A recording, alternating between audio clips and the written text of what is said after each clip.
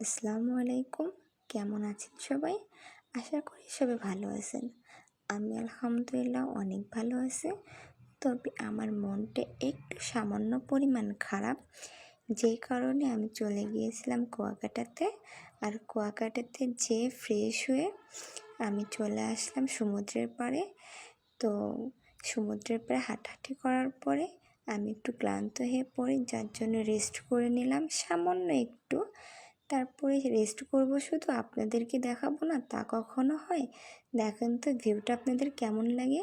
আমার কাছে তো অসাধারণ লাগছে, কিন্তু ফার্স্টে যখন আসছিলাম পানির ঢেউ দেখে আমার কেন জানি না মনটা অনেক খারাপ হয়ে গেছিলো।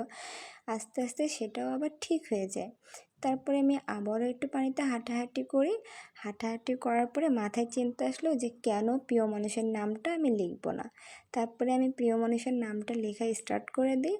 তারপরে কেন জানি না পানির ঢেউ এসে সেটা মুছে যায়। আর সেটা নিয়ে আমি অনেক হাসাহাসি করতেছিলাম যে এত কষ্ট করে লিখলাম তাও পানিতে মুছে গেল। তারপরে আমি আবার একটু রেস্ট করে নিই। কী জন্য রেস্ট করতেছি জানেন? মানে রোদে পড়ে যখন পানিতে পড়তেছিল না রোদটা, তখন মনে হচ্ছিল আয়নার মতো মানে গ্লেজ দিচ্ছিল। আর এটা আমি ছোটোবেলায় অনেক করতাম। এটা আমি আম্মুকে বলছিলাম যে আম্মু, যেরকম রোদে যে মানুষের মুখে যে আয়নার যে চিকচিকা ভাগটা দিয়ে মানুষের সাথে শয়তানি করতাম না, একদম সেরকম ফিল হচ্ছিল এখানে। যাই হোক, অনেক বকবক করে ফেলছি। তো আমার এখানে রেস্ট করার পরে আমি ভাবলাম যে এখন একটু স্পিড বোটে ওঠা যাক।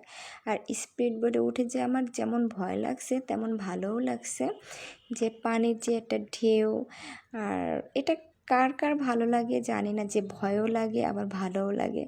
তো সবাই ভালো থাকবেন, সুস্থ থাকবেন, নিজের প্রতি খেয়াল রাখবেন। আল্লাহ হাফেজ।